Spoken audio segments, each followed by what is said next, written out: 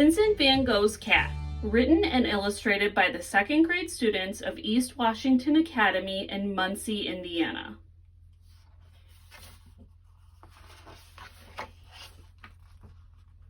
Vincent van Gogh's cat stepped out of a field of sunflowers, tiptoed around a pond of water lilies,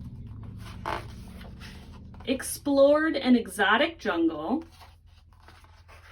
leaped across a purpled landscape, twirled beneath the tree of life, stretched beneath a flaming sun, danced through a sea of green taffeta, sang to the melody of 3 musicians, reclined in the artist's moonlit studio,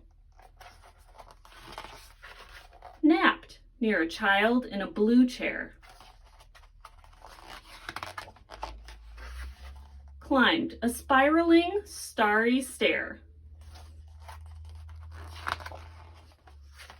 sniffed petals of a bright red poppy, basked in the warmth of a golden glow, pondered the possibilities of 9 lives, and waltzed into a starry night.